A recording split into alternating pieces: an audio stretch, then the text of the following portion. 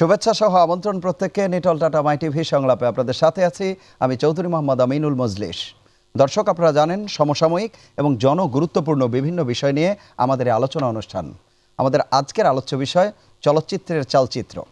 আর এই বিষয়ে আলাপ করবার জন্য দুজন সম্মানিত অতিথি রয়েছেন স্টুডিওতে।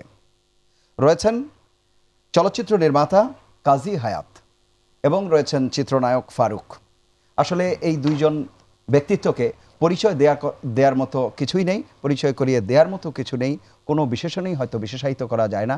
অনেক গুণে গুণান্বিত ওনারা এবং আপন মহিমায় উদ্ভাসিত, স্বনামেই ওনারা পরিচিত।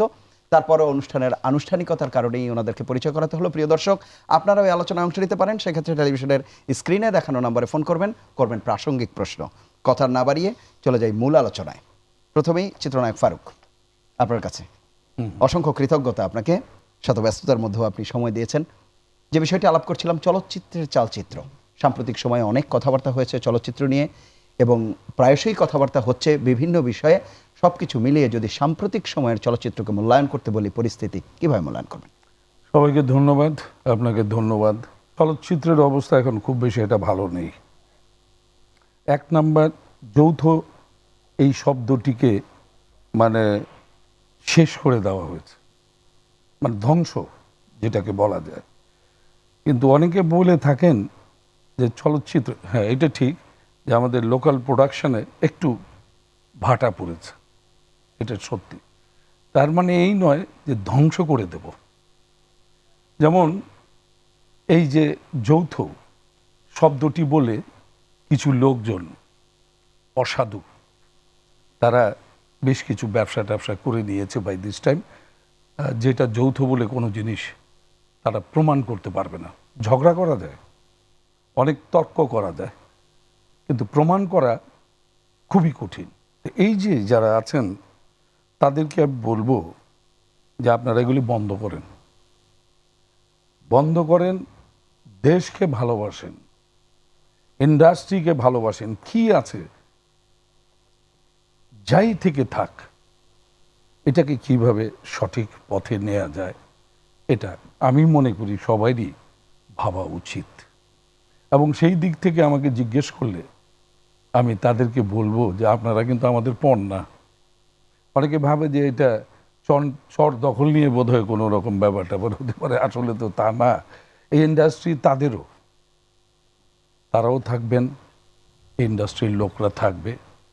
আমরা সবাই চাই যে ইন্ডাস্ট্রি আবার সেই পূর্বের মতো সুন্দর পথে হাঁটুক, আমাদের বন্ধুরা ছবি বানাক, আমাদের মানুষ যারা আমাদের ভাই, আমাদের বোন, আমাদের কর্মী, তারা আবার কাজ করুক এবং আমাদের সেই সিনেমার পূর্বের যে সুন্দর দিক সেগুলো আসুক, এটা চাই। আসলে সেই জায়গার থেকে কেন জানি মনে হয় বারবার যে আমরা সরে যাচ্ছি। এই সরে যাওয়াটাকে আমি খুব ভালো লক্ষণ বলে মনে করি না। আচ্ছা, কিন্তু যৌথ প্রযোজনার যে বিষয়টি আপনি বললেন, সেখানে তো সরকার এখন এক ধরনের সিদ্ধান্ত নিয়েছে আপাতত। সেই সিদ্ধান্তটিকেও তো আপনি কিভাবে দেখছেন? আমি তো এটাকে একটা ভালো দিক মনে করি। সরকারকে যেটা বলা হয়েছে একটা একটু মিসলিডিং ব্যাপার আছে কিন্তু এখানে। জি, যেমন অনেকে বলে থাকেন যে ওনারা ওই যৌথ প্রযোজনার ছবি চান না। এই কথাটা কিন্তু টোটালি রং। আমরা যৌথ প্রযোজনার ছবি চাবো না কেন? Exchange of views, art, culture, এক দেশের আরেক দেশে যাবে, আমার দেশের সুন্দর জিনিসটা আমি চেষ্টা করব। কারণ আমি জানি যে আমার দেশের এই কালচারাল যে দিকটা, এটা অনেক রিচ, অনেক পুরনো, 1000 বছর আগের এই কালচার। এটাকে আমি যত বেশি সুন্দর করে তুলে ধরতে পারবো, আমার মনে হয় যে আমার দেশকে পৃথিবীতে তত বেশি মূল্যায়ন করবে এবং আমরা বোঝাতে পারবো যে কালচারাল ওয়ার্ল্ডের মধ্যে সবচেয়ে বড় জিনিস যেটা, সেটা হলো প্রেম, ভালোবাসা, দেশকে ভালোবাসা, দেশের মাটিকে ভালোবাসা এবং সেটাকে তুলে ধরা। এটা হলো প্রধান। 2 পয়সা আর্ন করা বা একটা উদ্ভট কথা বলে জিতে যাওয়া, এটা কিন্তু ঠিক না। আমি ওই দিক থেকে বলবো যে যেটা হয়েছে, যেমন তথ্য মন্ত্রণালয় থেকে আমরা যা যা বলেছি সেগুলো অ্যাগ্রি করেছে। যেমন আমরা মেশিন চেয়েছি, আমরা বলেছি যৌথ প্রযোজনার ছবি অবশ্যই হবে, কিন্তু আইন মেনে, আইনকে ঠিক রেখে আপনি কাজ করবেন। আপনি এখন একটা লোকাল প্রোডাকশন এনে এখানে চালিয়ে দেবেন আর বলবেন যে এটা যৌথ প্রযোজনার ছবি, তাকে তো এমনি ছেড়ে দেওয়া যায় না। সেই জন্যে এগুলো চেঞ্জ করতে বলা হয়েছে যে কমিটিগুলো আছে এগুলো চেঞ্জ করতে হবে। আরও অনেক ইতিহাস তুলে ধরা হয়েছে, এবং আমাদের যে মেইন জিনিসগুলো, যে প্রবলেমগুলো হচ্ছে, অনেকে আবার কিন্তু এই জায়গায় তাদের ধারণাটা রং। আমি এই টিভির মাধ্যমেই বলে দিতে চাই যে আমাদের সিনেমা হলের মালিক যারা, তারা বরাবরই আমাদেরকে একটু দূরে রাখেন, যেটা ঠিক না। কারণ আমরা কিন্তু সবসময় বলে থাকি একটা জিনিস, যে ইন্ডাস্ট্রি ডিক্লেয়ার হয়েছে, ইন্ডাস্ট্রিয়াল বেনিফিট কিন্তু আমরা পাই না। তো বলতে পারবে নাকি ইন্ডাস্ট্রিয়াল বেনিফিট আছে? নেই। কিন্তু এই বেনিফিট তো আমরা চাই। এটা কিভাবে চাই? প্রডিউসার হিসেবে চাই না। আমরা চাই যে এই বেনিফিটটা যেন সঠিক জায়গাতে যায়। সেই সঠিক জায়গাটা হলো সিনেমা হল। এটাকে আরও ভেঙে সুন্দর করে, তারপর ডিজিটাল সিস্টেমের যে জিনিসগুলো এগুলো লাগিয়ে, লেটেস্ট যে জিনিসগুলো, এবং সেন্ট্রাল সার্ভারের মাধ্যমে ছবির দেখানো, সারা বাংলাদেশে ছবি দেখবে। হবে না যে বলে, তার মতো মূর্খ আমি বলি যে পৃথিবীতেই থাকা উচিত না। অবশ্যই হবে। এবং আমার যেটা মনে হয়েছে যে এবার তথ্য মন্ত্রণালয় থেকে জিনিসটা বুঝতে পেরেছেন যে কী কী করার দরকার। এটা আমার কথা কেন থাকবে, এটা তো পুরো ফিল্ম ইন্ডাস্ট্রির কথা। আচ্ছা, আমরা একটু শুনে আসি। জি, বেশ কিছু প্রসঙ্গ এসেছে, যৌথ প্রযোজনার কথা বলা হচ্ছে। ইন্ডাস্ট্রি ঘোষণার পরে সেই ইন্ডাস্ট্রি থেকে আসলে আপনারা মানে কতটা লাভবান হচ্ছেন সে বিষয়টি আসছে। সবকিছু মিলিয়ে আপনি কিভাবে মূল্যায়ন করবেন? যৌথ প্রযোজনার নামে যে বিষয়টি এসেছে, এই বিষয়ে আমার ধারণা খুব স্বচ্ছ, যে সরকার যে সিদ্ধান্ত নেবে সেটি চূড়ান্ত। সরকারের এর আগে এই নিয়ম নীতি মেনে হলো কিনা তার জন্যে একটা অন্য কোনো সরকারের আমলে এটা আমরা দেখিনি। শুধু বর্তমান সরকারের আমলে একটা প্রিভিউ কমিটি করেছিল। প্রিভিউ কমিটিটা তারা স্ক্রিপ্ট দেখবে, পরবর্তীতে তাদের সামনে এগুলো আমি মানে শুধু শুনেছি, আমি জানি না, কিন্তু আমি কোনো যৌথ প্রযোজনার ছবি এ পর্যন্ত করিনি আর অভিনয়ও করিনি। তো তারা ছবিটি সেন্সরের পূর্বে প্রথমে ছাড়পত্র পাবে হলো স্ক্রিপ্টে, কে কে আর্টিস্ট, কোথায় শুটিং, কি বিষয়, সব একটা প্রজেক্ট প্রোফাইল সাবমিট করবে ওই কমিটির কাছে, প্রিভিউ কমিটির কাছে। তারপর তারা একটা প্রত্যয়নপত্র দেবে, হ্যাঁ আপনি শুটিংয়ে যেতে পারেন। তারপর তারা শুটিং করে আবার ওইটি দেখার জন্যে, নিরীক্ষার জন্যে যে সঠিকভাবে নিয়মকানুন পালন করেছে কিনা, তখন তারা একটা প্রত্যয়নপত্র দেবে। সেই প্রত্যয়নপত্র নিয়ে তারা সেন্সর বোর্ডে দেবে, সেন্সর হবে। এভাবেই হয়ে আসছিল। অবশ্য আমি সত্যি কথা বলবো, আমি এ পর্যন্ত যত যৌথ প্রযোজনার ছবি দেখেছি, সত্যিকার অর্থে নিয়ম নীতি মেনে কোনো ছবি আমার মতে হয়নি।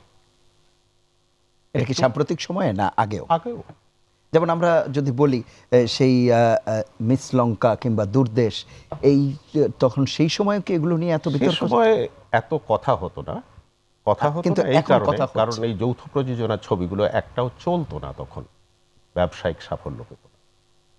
এখন ব্যবসায়িক সাফল্য পেতে শুরু করেছে বিধায় এখন সম্ভবত এই কথাটা উঠছে। আচ্ছা আচ্ছা, কিন্তু এর পেছনে কি অন্য কারণ কি না? না, অন্য কোনো কারণ নেই, কারোর কোনো বদ উদ্দেশ্য না না, আমি বলছি যেখানে একটা ডিস্ট্রিবিউশনের ব্যাপার বলছে বা সমান সুযোগ দেওয়ার ব্যাপার, যেমন কিছু ছবিতে হয়তো নায়ক সমান সুযোগ থাকা উচিত। নীতিমালা আমরা এই বিষয়ে আরো শুনবো। একজন সম্মানিত দর্শক আছেন, ফোনটা নিয়ে আমি আপনার কাছে আসছি। প্রিয় দর্শক, নাম বলে প্রশ্ন করুন। হ্যালো, আসসালামু আলাইকুম। ওয়ালাইকুম আসসালাম। হ্যাঁ ভাইয়া, ওই আমরা তো মনে করেন আগে যে সমস্ত ছবিগুলা দেখছি। কে বলছেন, কোত্থেকে বলছেন?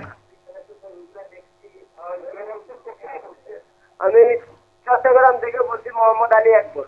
জি, টেলিভিশনের ভলিউম শূন্যে নামিয়ে নিয়ে কথা বলুন।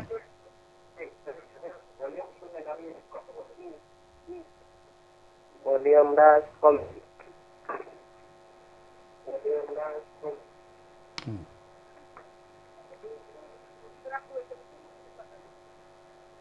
জি, আমরা শুনতে পাচ্ছি, বলুন। আমরা মনে করেন আগে খুব সুন্দর মানে পরিচালক কাশিয়া পরিচালিত, আর এখন যে সমস্ত ছবিগুলা করে ওই সমস্ত ছবিগুলো কোনো আগের নেই, অ্যাক্টিং নেই, আর অতটা রোমান্স লাগে না রে। জি, আমরা আপনার প্রশ্ন বুঝতে পেরেছি। উনি যেটি বলছেন যে আগের ছবির সাথে একটা তুলনা, যে আগে যেরকম ছবি দেখতেন বা যতটা আনন্দ নিয়ে দেখতেন, উপভোগ করতেন, এখনকার সেরকম একটা ব্যত্যয় পাচ্ছেন। সে বিষয়ে বলবেন, আর যৌথ প্রযোজনার যে বিষয়টি বলছিলাম সেটিও যদি বলেন। যৌথ প্রযোজনার শেষ কথা হলো যে সরকার যে নীতি করে দেবে সেই নীতি মান্য করেই সবার ছবি করা উচিত। আচ্ছা, কারণ নীতিমালা অমান্য করা সরকারকে অমান্য করা, আমি মনে করি। আচ্ছা, আর সরকারকে অমান্য করে ব্যবসায়িক সাফল্য লাভ করা এটা অন্যায়। এটা আমি চিরকাল অন্যায় বলব। আমি খুব স্পষ্টবাদী। আর শিল্পী কলাকুশলীদের ক্ষেত্রে আপনার কি ধারণা যে কতটুকু তাদের পার্টিসিপেশনের যে বিষয়টি বলা হচ্ছে? পার্টিসিপেশনের বিষয়টা সরকারের উপর নির্ভর করবে। সরকার বলে দেবে কত পার্সেন্ট শিল্পী ওই পাশের থাকবে, কত পার্সেন্ট এই পাশে থাকবে। দেখেন, এই যৌথ প্রযোজনার ক্ষেত্রে মানে আমাদেরই সিনেমার লোক আগে এটাকে বাধাগ্রস্ত করার জন্য একটা অদ্ভুত একটা নিয়ম, যা পৃথিবীর কোনো দেশে হতে পারে না, সেটি হলো একটি ছবি দুই পাশের ডিরেক্টর থাকতে হবে। মানে বাংলাদেশেরও একজন, যদি ভারতের সাথে হয় ভারতেরও একজন, বাংলাদেশেরও একজন ডিরেক্টর থাকতে হবে। এখন যদি তাই থাকে তাহলে বাংলাদেশের ডিরেক্টরকে হয়তো বলে দেবে যে আপনি 60টা সিকোয়েন্স আছে, আপনি 30টা সিকোয়েন্স শুটিং করবেন, উনি 30টা সিকোয়েন্স শুটিং করবেন। এটি একটা উদ্ভট কথা। সৃষ্টির জগতে একজন চলচ্চিত্র নির্মাতা হলো স্রষ্টা। তার আইডিয়া এক্সিকিউট, তার আইডিয়াটা এক্সিকিউট হবে, that is a cinema, that is cinema only. একজন ডিরেক্টরের আইডিয়া এক্সিকিউট হবে, সেটাই সিনেমা। সেই আইডিয়ার শেয়ার করবে কে? আইডিয়ার খণ্ডিত রূপ যদি পাই, বিভক্ত রূপ যদি পাই, তাহলে তো আর প্রপার সেটা অ্যাপ্লিকেশন হলো না, ইমপ্লিমেন্টেশন হলো না। আমরা শুনবো, একজন দর্শক আছেন ফোন, সম্ভবত সংযোগটি বিচ্ছিন্ন হয়ে গেছে। প্রিয় দর্শক, থাকুন আমাদের সাথে, নিচ্ছি ছোট্ট বিরতি, ফিরছি এক্ষুনি। ফিরে এলাম নিটল টাটা মাই টিভি সংলাপে। এতক্ষণ সাথে থাকার জন্য ধন্যবাদ। জি, চিত্রনায়ক ফারুক, আপনার কাছে এবারের যে বিষয়টি নিয়ে আমরা আলাপ করব, তার আগে দর্শকের একটা ফোন আছে, আমরা ফোনটা নিয়ে নিই, তারপর প্রিয় দর্শক নাম বলে প্রশ্ন করুন। হ্যালো, আসসালামু আলাইকুম। ওয়ালাইকুম আসসালাম। আমি মোহাম্মদ সারওয়ার বলছি ভাইয়া। জি বলুন। আমি আগে সালাম দিচ্ছি আমার প্রাণপ্রিয় নায়ক ফারুক ভাইরে আর কাজিয়া সাহেবের ডাইরেক্টর। আমার প্রশ্ন হইল, আগে আমরা ছবি দেখছি, ডাইরেক্টরের নাম শুনলে বলতে পারছি ছবিটা হিট হবে। নায়ক নায়িকার ছবি পোস্টারে দেখলে বলে দিচ্ছি যে ছবিটা হিট হইব, চল ছবি দেখতে যাই। আগের দিনের পরিবেশ সিনেমা হলে খুব দুর্দান্তই খারাপ ছিল, ছিল না ইলেকট্রিসিটি তেমন। গরমের ভিতরে দাঁড়ায় আমরা একটা ছবি দেখতাম। আমরা একটা ছবি 14 বারও দেখি, ফারুক ভাইয়ের একটা ছবি কথা দিলাম 7 বার দেখছি। আমার প্রশ্ন হলো, এখন যে বর্তমানে ছবিগুলো করে ডাইরেক্টররা বা কাহিনীকাররা কাহিনী লেখে, এদের তো কোনো মিল থাকে না। নায়ক নায়িকা নিয়োগ করে, নায়িকা খালি সুন্দর হইলে তো নায়িকা হবে না, নায়কের চেহারা সুন্দর হলে নায়ক হবে না, অভিনয় জানতে হবে, তার অ্যাক্টিং জানতে হবে। একটা নায়ক নায়িকা যখন কাঁদবে তখন দর্শকের হৃদয়ে কাঁদতে হবে। আমরা সিনেমার আগে কাঁদছি, এখন মানুষ নায়ক নায়িকা কাঁদলে মানুষ হাসে। আমার একটা ছবির কথা এখনো মনে পড়ে, সাবানা রাজ্জাকের মাটির ঘর। একটা ছবির উপরে আমরা বিশেষ করে ছবিটা আমরা 13 বার দেখি। ফারুক ভাইয়ের কয়েকটা ছবি, ফারুক ভাইয়ের একটা ছবি ছিল আমি ভুলে গেছি নাম, প্রতিজ্ঞা, হ্যাঁ 9 বার দেখি একটা চরিত্রের জন্য। এখনকার নায়ক নায়িকারা এগুলো পারে না কেন? বা ডাইরেক্টর দেখে তাদের শিখাইতে পারে না? ওইরকম ডাইরেক্টররা কি নাই বাংলাদেশে? সিনেমা হলের পরিবেশ লাগবে না, আগে আপনার ছবি সুন্দর করতে হবে। আমরা সকালে মর্নিং শুট দেখতে গেছি, ইভিনিং শুট টিকিট কাটছি, টিকিট পাই নাই, ব্ল্যাকে পয়সা কেনার মতো পয়সা ছিল না। তা আপনারা খালি ছবি সিনেমা হল নিয়ে চিন্তা করলে হবে না, আপনারা আগে ইন্ডাস্ট্রি যে ভালো ভালো অভিনেতা আনেন, অভিনেতা এনে অভিনয় করেন, কাহিনীকার নিয়োগ করেন, সুন্দর কাহিনী লেখেন, ভালো ডাইরেক্টর লেখেন। আগে আমরা পোস্টার দেখছি দেওয়ান নজরুল ডাইরেক্টর, কাহিনীকার দেলোয়ার জান জন্টু, বলছি চল বেটা অফিস ছবি হিট হইব, নায়ক ফারুক, নায়ক জসিম, নায়ক অমুক। আর এখন তো ছবির নায়ক নায়িকা তো কাঁদতেই জানে না, এরা খালি নাচে গায়ে, কাপড় পরে, হাফ প্যান্ট পরে। সুশীল সমাজের মানুষ সিনেমার থেকে মুখ ফিরিয়ে নিচ্ছে কেন? জি, আমরা আপনার প্রশ্ন বুঝতে পেরেছি, আপনার বক্তব্য বুঝতে পেরেছি। অনুরোধ, আপনারা ছবিগুলোরে সুন্দর করে পড়ার চেষ্টা করেন, জি। ফিরত চলে আসেন। ধন্যবাদ। আসলে জি, আসলে ওনার দর্শকের প্রশ্ন ধরেই যদি বলি, আপনার সাথে আমি একমত। এখানে আমি ক্ষমা চেয়ে নিই যে আমরা পারছি না, কিন্তু এর সাথে কিছু কথা চলে আসে। যেমন অ্যানালগ সিস্টেম, ডিজিটাল সিস্টেম, এই সিস্টেমগুলো প্রথম আসবে। যেমন স্টোরি, সে যেটা বলেছে, অভিনয় বা গল্প, স্ক্রিন প্লে, এ তো বোঝে। হায়াত আছে, সে তো ভালো ডিরেক্টর, উনিও বুঝবে। আমার মনে হয় আমার কথার সাথে এক হবে যে অ্যানালগ সিস্টেমে আমরা যখন ছবি করতাম, অ্যানালগ সম্বন্ধে আমরা কিন্তু টিচার, আমার টেকনিশিয়ানরা, আমার ইন্ডাস্ট্রির ডিরেক্টর, মানে যে ক্যাপ্টেন।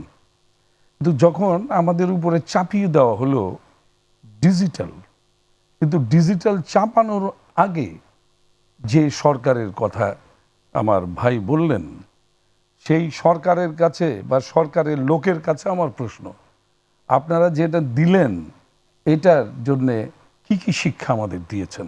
আমরা প্রস্তুত কিনা? আমরা প্রস্তুত কিনা? ছিলাম না।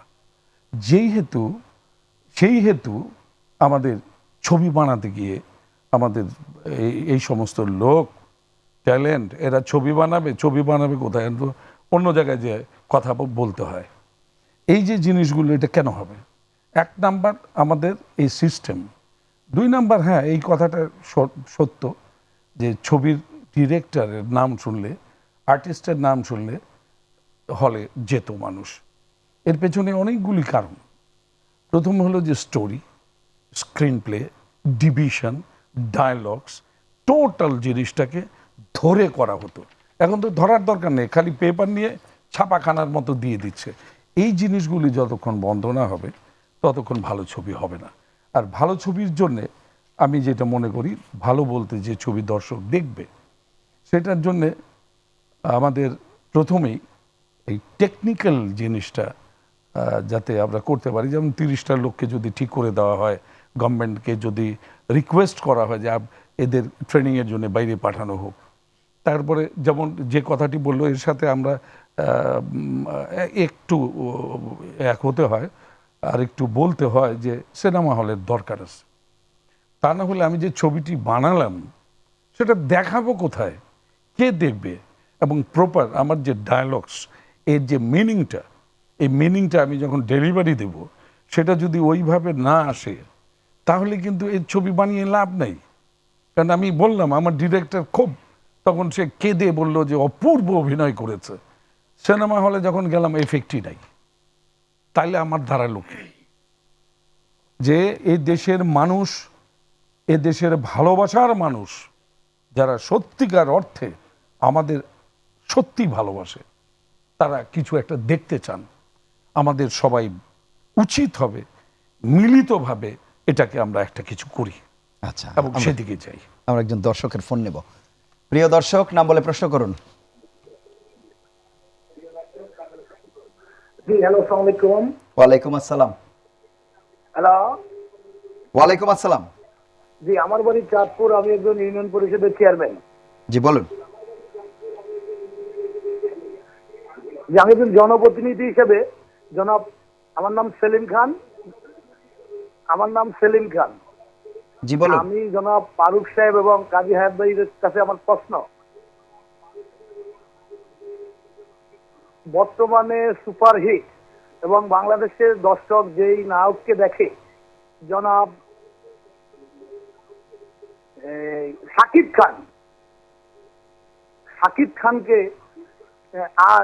খানকে যে যে প্রচলিত পরিবার, চলচ্চিত্র পরিবার যে ইয়ে করছে, এই যে কি বহিষ্কার করে ছবি করতে পারবে না, নির্মাণ করতে পারবে না, এটা কি চলচ্চিত্র পরিবারের কোনো গঠনতন্ত্র বা সরকারের কোনো নীতিমালা আছে? এই বিষয়ে আমার একটু জানার বিষয়। আপনাকে আমি একটা এবং কথা, জি আপনার কথা আরেকটা বুঝতে বিষয় পেরেছি হলো ভাই। আমার আরেকটা বিষয় হলো জানার বিষয়, আমার আরেকটি বিষয় আছে, জি। সেটা হলো আজকে বিভিন্ন পত্রিকায় দেখতে পেলাম শাকিব খান শাপলা মিডিয়া নামে 3টি ছবিতে চুক্তিবদ্ধ হয়েছে। এই ছবিতে নাকি আজকে চলচ্চিত্র পরিবার আবারও নিষেধ করেছে ছবি না করার জন্য। এই বিষয়ে আপনাদের বক্তব্য কি? আচ্ছা, আপনার বক্তব্যের প্রশ্নের উত্তর দেবে, কিন্তু আমরা একটা বিরতি নিতে হবে। বিরতির পর এসে অবশ্যই চিত্রনায়ক ফারুক এ বিষয়ে উত্তর দিবে। প্রিয় দর্শক, নিটল টাটা মাই টিভি সংলাপের এ পর্যায়ে নিচ্ছে ছোট্ট বিরতি। ফিরছি এক্ষুনি, আমাদের সঙ্গেই থাকুন। ফিরে এলাম নিটল টাটা মাই টিভি সংলাপে। এতক্ষণ সাথে থাকার জন্য ধন্যবাদ। জি, একজন সম্মানিত দর্শকের ফোন ছিল, খুব সংক্ষেপে যদি উনি উত্তরটি দিয়ে দেন। যে কথাগুলো বলেছেন এতে কিছু জিনিস বোঝা যায় যে তার নিজস্ব কিছু স্বার্থ মনে হয় যেন জড়িয়ে আছে। একটা আছে না যে কথা বলার মধ্যে একটা ভাব থাকে। উনি স্ট্রেইট কথা বলেছেন। উনি আমার কেন জানি মনে হলো যে উনি সাপোর্ট করেন বেয়াদবিকে। নাম্বার ওয়ান, উনি বেয়াদবিকে সাপোর্ট করেন, যেটা উচিত না তার। এভাবে মিডিয়াতে জিজ্ঞেস করা তার ঠিক হয়নি। যাকগে, এটা হলো যার যার নিজস্ব ব্যাপার, উনি জিজ্ঞেস করেছেন। আরেকটা হলো যে পরিবার, চলচ্চিত্র পরিবার যে ডিসিশন নিয়েছে এটা অনেক আগের, নতুন কিছু না। আর একটা জিনিস উনি ভুল করছেন, 3টা ছবি, 5টা ছবি, 10টা ছবি, 50টা ছবি দিয়ে কারো বাবার ক্ষমতা নেই ইন্ডাস্ট্রিকে চেঞ্জ করে ফেলে। উনি করে ফেলবেন, এটা আমার মনে হয়েছে। যত কথাই বলেন না কেন ভাই, ইন্ডাস্ট্রি পুরো দেশের, এখানে আমার ব্যক্তিগত কোনো স্বার্থ নেই। আমার কথা হলো যে সুন্দর একটা কিছু করেন, তার সাথে তো আমরা আছি। আর পরিবারের বাইরে তো কেউ নেই। পরিবার যেটা বলেছে যে চলচ্চিত্র পরিবার যারা বেয়াদবি করবে, যারা অসৎ উপায়ে ছবি এনে চালাবে, তাদেরকে আমরা তাদের সাথে থাকবো না। এটা তো কোনো পাপ করেনি। তারপরে এটা তো বক্তব্যটা বলেনি স্পষ্ট যে যে তোকে কাজ করতে নিয়মতান্ত্রিকভাবে দেবো না, হলে- অমুক করতে দেবো না। ওনারা যেভাবে কথা বলছেন এটার ব্যাপারটা কিন্তু একটু অন্যরকম দাঁড়ায়, যেটা ওনারা নিজেরও কল্পনা করতে পারবে না। টাকাই কিন্তু পৃথিবীতে সব নয়, এটা কালচারাল ওয়ার্ল্ড, এটা ভাবতে হবে। উনি যেই হন না কেন, আচ্ছা, যেই হন। আমরা শুনে আসি একটু। হ্যাঁ, জনাব কাজী হাতা, একটি বিষয় আমি একটু যুক্ত করি এর সাথে। এ বিষয়ে আলোচনা হলো এই যৌথ প্রযোজনার বিষয়ে, আপনি হয়তো সে বিষয়ে যদি যুক্ত করবেন, কিন্তু দর্শকদের, আমাদের এর আগেও যেসব দর্শক ছিল এবং ওভারঅল আমরা যেসব মন্তব্য পাচ্ছি, সেটি হচ্ছে পূর্বের তুলনায় বর্তমানের অবস্থা আশানুরূপ নয়। এবং সেক্ষেত্রে একটি বড় বিষয় আসছে সবসময় ঘুরে ফিরে, সেটি হচ্ছে কাহিনীকারদের কথা বলা হচ্ছে। যে একটা যে গল্প থাকে, মেসেজ থাকে, আপনার ছবিতেও আমরা দেখেছি বিভিন্ন বক্তব্য থাকে, সেই বক্তব্যের যেন কোথায় একটা ঘাটতি আছে। এখন বলা হচ্ছে আমাদের কাছেও, আমাদের যে পরিসংখ্যান আছে তাতে, যে এখনকার যে কাহিনী, তার মধ্যে 70 বা 80% কাহিনী একজনই লিখছেন, বিভিন্নভাবে কপি করে, আমি যদি নাম নাও বলি। তো সেই সব ঘাটতির বিষয়টি কিভাবে বলবেন? সিনেমা একটি শিল্প মাধ্যম। শিল্প মাধ্যম মানে ইন্ডাস্ট্রি না, এটি একটি ক্রিয়েটিভ বিষয়, সৃষ্টিশীল সৃষ্টি। এখানে সৃষ্টিশীল কর্মে মেধার যোগ্যতা প্রয়োজন আছে। এখন যদি বলেন এখন এমন ছবি হচ্ছে কেন, তাহলে আমি পরিষ্কারভাবে বলবো মেধা শূন্যতা আছে। কি অভিনয় সেক্টরে, কি গল্প তৈরির সেক্টরে, কি সিনেমা নির্মাণের সেক্টরে মেধার শূন্যতা আছে। আর এই মেধা শূন্যতার কারণেই এটা হচ্ছে। এখন মেধাকে আমরা কিভাবে অ্যাট্রাকটিভ করতে পারবো? আমাদের দেশে যে মেধাবী লোক নেই তা নয়, মেধাবী চলচ্চিত্রকার যে এর আগে ছিল না তাও নয়, ছিল। তারাও অনেক মুখ ফিরিয়ে নিয়ে গেছে চলে। কেন? আসলে আমাদের চলচ্চিত্রের মাঝের একটি ঘটনা বলতে হয়। সেটি হলো, মাঝে কিছু নির্মাতা অশ্লীল ছবি নির্মাণ করে দর্শকদের তথা প্রযোজকদের হল থেকে বিতাড়িত করেছে, এবং সেই লজ্জায় অনেক মেধাবী পরিচালক সিনেমা নির্মাণ ছেড়ে দিয়েছে। তখন এখন ছবি যদি আবার ব্যবসা হয়, যদি এই যে ওরা সরকারের কাছে প্রস্তাব করেছে, সরকার যদি উদ্যোগ নেয়, নিজে মেশিন দেবে এবং সেই মেশিন পরিচালনার জন্য যদি ম্যান পাওয়ার দেয়, তার পেছনে যদি অর্থ ব্যয় করে, এটাকে যদি ইন্ডাস্ট্রি হিসাবে ঘোষণা দিয়ে থাকে, তাহলে ইন্ডাস্ট্রি হিসাবে ঘোষণা দিলে আমরা অবশ্যই চাইব ভর্তুকি। প্রত্যেকটা ইন্ডাস্ট্রিতে লস করলে ভর্তুকি আছে। আমি একটি সিনেমা বানালে আমি যদি লস করি, অবশ্যই সেটি যদি ভালো সিনেমা হয়ে থাকে, তাহলে আমাকে সরকার ভর্তুকি দেবে, এবং সরকারের কাছে আমি যখন এটা ইন্ডাস্ট্রি হিসাবে ঘোষণা দিয়েছে, তখন আমি আশা করব ব্যাংক লোন। সব ইন্ডাস্ট্রিকে ব্যাংক লোন দেওয়া হয়, আমাকে কেন সিনেমাকে লোন দেওয়া হবে না? আমাকে কেন ইন্স্যুরেন্স করতে দেওয়া হবে না? আমার সিনেমাটি শুরু হওয়ার সাথে সাথে প্রজেক্ট প্রোফাইল করে আমি ইন্স্যুরেন্স কোম্পানিকে দেব। ইন্স্যুরেন্স কোম্পানি দেখে আমাকে ইনশিওর করবে যে তোমাকে 1 কোটি টাকা ইনশিওর করলাম, ব্যাস, আমার তো আর লাগলো না।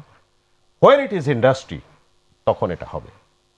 আমাদের দাবি রইল যে এটা যেন ইন্ডাস্ট্রি, সত্যিকার অর্থে ইন্ডাস্ট্রি হয়, তাহলেই আমরা আমাদের এই যে দাবি, সিনেমা তৈরির যে মানে পেছনের যে সেটি পূরণ হবে। আর কি হবে? মেধাবী লোকগুলো যারা চলে গেছে, এবং এখনো যে মেধাবী লোক নেই বাংলাদেশে, আমি তা বলবো না, সমস্ত সেক্টরে মেধাবী লোক আছে। সেই মেধাবী লোকগুলো এই সেক্টরে চলে আসবে যখন ব্যবসা দেখবে, যখন দেখবে সরকার প্রণোদনা দিচ্ছে, ভর্তুকি দিচ্ছে, তখন আসবে। আর একটি বিষয়ে আমি একটি কথা বলতে চাই, আগের বিষয়ে আমি বলি, আমার বন্ধু দ্বিমত করতে পারে। সেটি হলো, আমি যার কাছে কাজ শিখেছি, আলমগীর কবির, উনি পরিচালক সমিতির সদস্য ছিলেন না। ওনাকে বেশ কয়েকবার বলা হয়েছে যে আপনি চলচ্চিত্র সমিতি আমি মেম্বার হব না। ইভেন আমাদের দেশে প্রথিতযশা চলচ্চিত্রকার, এই যে জাতীয় চলচ্চিত্র পুরস্কার পেয়েছে এবারও, তাকে অনেক বলে কয়ে, লালন ছবিটি করেছে, আরে তানভীর মোকাম্মেল সাহেব, তাকে অনেক বলে কয়ে গত বছরের আগের বছর মেম্বার করা হয়েছে। তো কেউ এই সমিতির মেম্বার যদি না হয়, তাহলে চলচ্চিত্র নির্মাণে কোনো বাধা নেই। আমার ব্যক্তিগত জীবনে আমি বলি, একবার প্রযোজক সমিতির সাথে একটা বিরোধ হলো, আমি দায়ীকে ছবি বানাবো। জি, প্রযোজক সমিতি আমাকে পারমিশন দিতে লেট করতেছে। সেটা আপনি ছিলেন প্রযোজক, হ্যাঁ, আফতাব খান টুলু সাহেব ছিলেন পরিচালক। আমি তখন প্রযোজক সমিতিকে বলে আসলাম, আপনাদের পারমিশন লাগবে না আমার। আমি চলে আসলাম এমডি সাহেবের কাছে, 25,000 টাকা জমা দিয়ে ফর্ম ফিল আপ করে বললাম যে this is a government organisation, আপনি কি আমাকে এই ছবিটি তৈরি করতে দেবেন উইদাউট দি পারমিশন অফ প্রযোজক সমিতি? বললো অবশ্যই আমি দিতে বাধ্য। আমি তাহলে আমাকে পারমিশন দেন, আমি ছবিটি করি। বলে ইয়েস ডু। আচ্ছা, যখন তিনি পারমিশনটা দিলেন, তারপরে তিনি আমাকে অনুরোধ করলেন, কাজী হ্যাঁ, ইটস এ কনভেনশন, নিয়ম নেই। আমার নিয়ম থাকলে আমি আপনাকে বাধা দিতাম, নিয়ম নেই, কনভেনশন যে প্রযোজক সমিতির অনুমতি নিতে হবে। আপনি ছবিটি নির্মাণ করে সেন্সর বোর্ডে জমা দেওয়ার আগে পারমিশনটা নিয়ে নিয়ে নেন তাদের। আমি বললাম ঠিক আছে। মানে এটা বোধের বিষয়, শোভন অশোভনের বিষয়, এটা আইনি বিষয় না। জি, আমরা আরো শুনবো, একটা বিরতি নিতে হচ্ছে। প্রিয় দর্শক, জমে উঠেছে এই আলোচনা, আশা করি সঙ্গেই থাকবেন। নিচ্ছি ছোট্ট বিরতি। ফিরে এলাম নিটল টাটা মাই টিভির সংলাপে। এতক্ষণ সাথে থাকার জন্য ধন্যবাদ। জি, যে কথাটি বলছিলাম, যৌথ প্রযোজনার যে বিষয়টি সরকারের ইতিমধ্যে সিদ্ধান্ত হয়েছে, তার পাশাপাশি আরও একটি বিষয় হচ্ছে, সেটি হচ্ছে যে প্রজেক্টর, যে বলা হচ্ছে যে 50টি প্রজেক্টর এফডিসির তত্ত্বাবধানে কিনে সেটি সংযুক্ত করা হয়, এই বিষয়টি একটু বলবেন।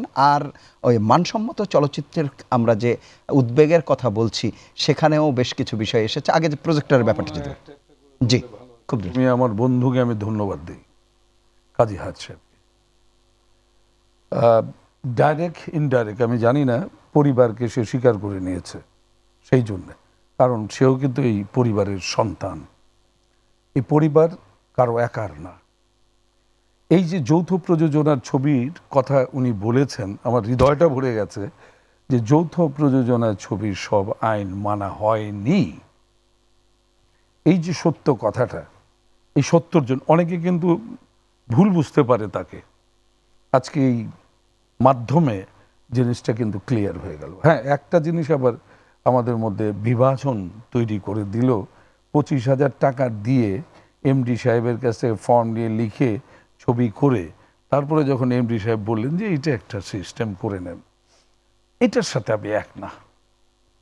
ছবি করতে হলে প্রথমেই যেতে হবে, সে নিজেও কিন্তু পরিচালক, যে সে এসেই ছবি বানালে কিন্তু আবার সেই আমরা যে চিৎকার করছি যে আপনারা আসুন ছবি দেখুন, লজ্জা লাগে এই কথা বলতে, সেটা কিন্তু আবার হারাবো।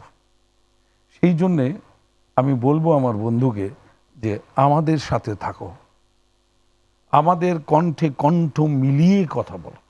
এক, আর যেটা বললেন যে 50টা মেশিন, 50টা মেশিন না, আমাদের হলো 500 মেশিন আমরা চেয়েছি। কারণ আপনি তো ডেইলি চিৎকার করতে পারবেন না, একটা ক্যালকুলেশন করতে হবে যে 700-750 মেশিন। আমি ডিস্ট্রিবিউটার অ্যাসোসিয়েশনে তখন চেয়ারম্যান ছিলাম, আমাকে যুদ্ধ করতে হয়েছে বিকজ অফ দিস ইন্ডাস্ট্রি। শিল্পীর জন্যে, আমার টেকনিশিয়ানদের জন্য, আমার বন্ধুদের জন্যে আমাকে কথা বলতে হয়েছে। আমি আমার জীবনকে ধ্বংস করে দিয়েছি, আমার অভিনয় জীবনকে। সেটা তো কেউ বলে না। আমারও তো কষ্ট আছে, আমারও তো মন ভাঙা। আমি একটা মানুষ, আমি কিন্তু ফিল করি এখানে কি হওয়া উচিত।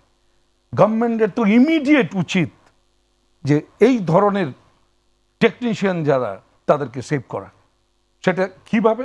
আপনি মেশিন দেন, সিনেমা হলে সামান্য ইন্টারেস্টে টাকা দিন, সাউন্ড সিস্টেম থেকে নিয়ে সব কিছু চেঞ্জ করবে। কারণ ডিজিটাল সিস্টেম একটা টোকা, একটা সাউন্ড, সেটা কিন্তু একটা খাট করে লাগবে, যেটা দিয়ে আমরা জাদু বলতে পারি, ম্যাজিক। এই ম্যাজিকটা অ্যানালগে কিন্তু আমরা করতে পারিনি, অনেক কষ্ট হতো, যেটা এখন হাতের কাছে চলে এসছে। আমাদের ট্রেনিং দরকার, আমাদের এই মেশিন যেটা এক্স্যাক্টলি সঠিক মেশিন, এই মেশিনগুলো আমরা সরকারের কাছে চাই। এবং যে সেন্ট্রাল সার্ভারের মাধ্যমে সারা বাংলাদেশে ছবি চলবে, এবং টিকিটিং যেটা, যেখানে কোনো লজ্জা থাকবে না, কারো কোনো কথা বলার কিছু থাকবে না, এই জিনিসগুলো করতে হবে। পৃথিবীর সব জায়গায় এখন এই সিস্টেমেই চলছে। মডার্ন ওয়ার্ল্ড এখন চলছে যেভাবে, যে ছবি বানিয়ে চিৎকার করতে হবে না, হাসি থাকবে মুখে, আমরা সেটা চাই। সেই হাসির জন্যই চিৎকার করছি। এটা এখানে আমার একার কিছু নেই। কেউ একটা কথা বলে ফেলবেন যে কবে আপনি হঠাৎ করে এলেন, আমি হঠাৎ করে আসি নাই। কারণ একটা আর্টিস্ট কোনোদিন হঠাৎ করে আসে না, সে চিরকালের জন্য আসে। একবার যখন সে চলে আসে, তার যাওয়ার আর পথ থাকে না। এগুলো যে ভুল করি আমরা, ছেলেমি করি, উদ্ভট কথা বলে ফেলি, এটা কিন্তু ঠিক না। আচ্ছা আচ্ছা, আমরা একটু শুনে আসি। জি জনাব কাজী হায়াত, যে বিষয়টি বলছিলাম, আসলে যৌথ প্রযোজনা এবং প্রজেক্টর সব বিষয়ই মোটামুটি আলাপ হলো। চলচ্চিত্রের যে ঘাটতির বিষয়টি, আমরা মানের সংকটের কথাটি বলছিলাম, সেখানে কাহিনীকারের বিষয়টি আছে। আমার খুব জানতে ইচ্ছে করে যে একটা সময় ছিল যখন গান নির্ভর, ছবিতে গান ছিল চলচ্চিত্রের একটা প্রাণ। কিন্তু সাম্প্রতিক সময়ে যদি বলি, কিছু হচ্ছে না, ভালো গান সেটা আমি বলছি না, কিন্তু সেই যে পুরাতন ঐতিহ্যের কথা আমরা বলি, সেই ঐতিহ্যতে আসলে অনেক দূরে সরে এলাম। সেটিও কি আসলে যেটি বলছিলেন মেধার সংকট সেটি না অন্য আরও কিছু কারণের সাথে জড়িত যদি বলেন? আগে একটা কথা বলিনি। সর্বপ্রথম এই তথ্যটি বোধহয় অনেকেই আপনারা জানেন। আপনি কি জানেন সারা পৃথিবীতে বহু দেশে সিনেমা হয়? কয়টি দেশে জাতীয় চলচ্চিত্র পুরস্কার দেওয়া হয় সিনেমায় জানেন? মাত্র 2টি দেশে, ভারত, বাংলাদেশ।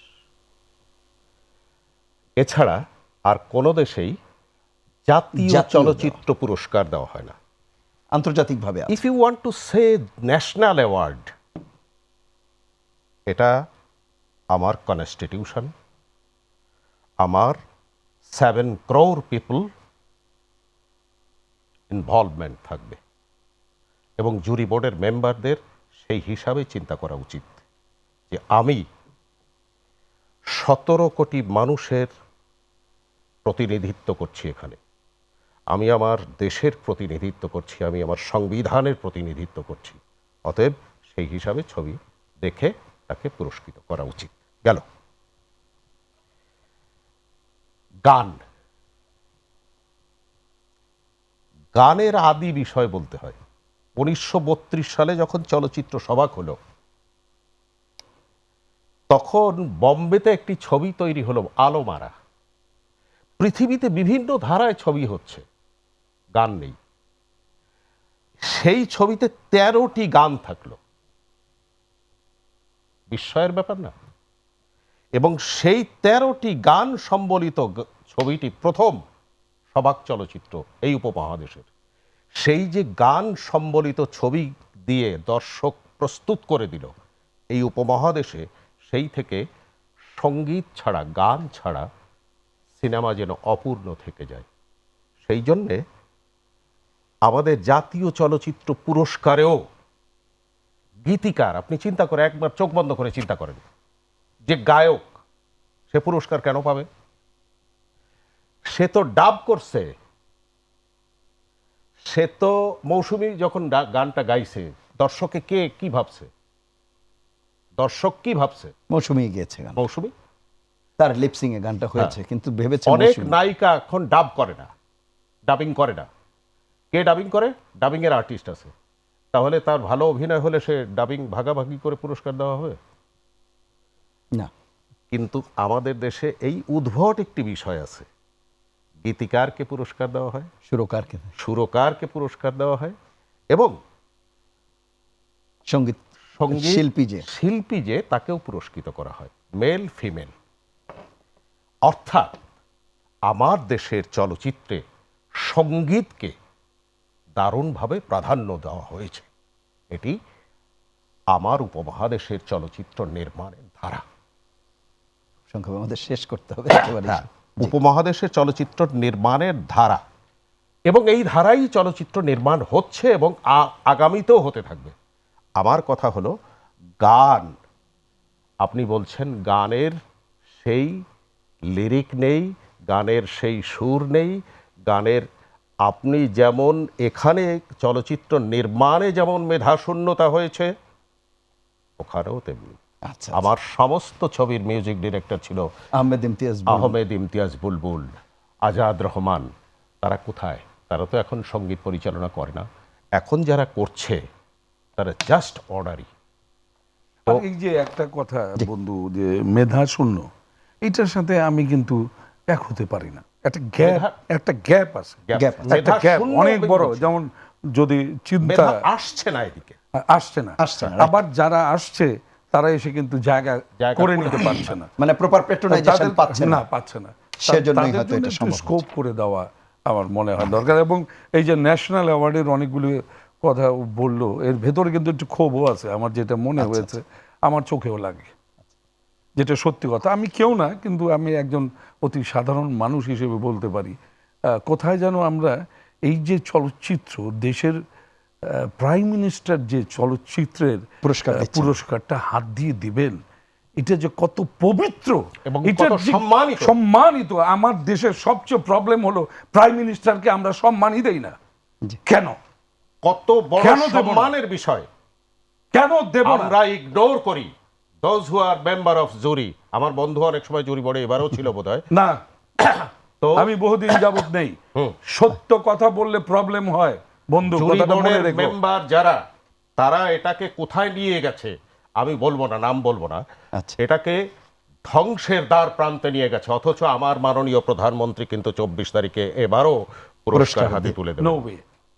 উনি জানেন সব উনি ঠিক। চলচ্চিত্রকে উনি ভালোবাসেন। জানছেন সব ঠিক। দুঃখটা এখানে যে না, এই যে আমরা যে এই পরিবার থেকে যে কথা বলছি, এই সব কিছু মিলিয়েই কিন্তু কথা বলছি, নট দ্যাট যে একটা সাবজেক্ট। অসংখ্য যে ধন্যবাদ কারণে আপনাদের বললাম যে দুজনকে বন্ধু আলোচনায় তুইও অংশ আয়। নেওয়ার জন্য। শেষ কথাটি একটি বলতে চাই, জি, আমার মাননীয় প্রধানমন্ত্রীকে ধন্যবাদ যে তিনি চলচ্চিত্রকে, আমি ব্যক্তিগতভাবে তার সামনে কথা বলেছি, তিনি চলচ্চিত্রকে দারুণভাবে ভালোবাসেন। অসংখ্য ধন্যবাদ ভালোবাসা। আপনাদের দুজনকে। প্রিয় দর্শক, যে দুজন অতিথি ছিলেন, সম্মানিত অতিথি, তাদের সাথে এ নিয়ে আরও বিশদ আলোচনা করা যেত, সময়ের সীমাবদ্ধতার জন্য আমাদের সেটি সম্ভব হলো না। আগামীতে হয়তো আমরা সে আলোচনার চেষ্টা করব। সেই প্রত্যাশায় সবাই ভালো থাকবেন, সুস্থ থাকবেন, আশা করি মাই টিভির সাথেই থাকবেন। আল্লাহ হাফেজ।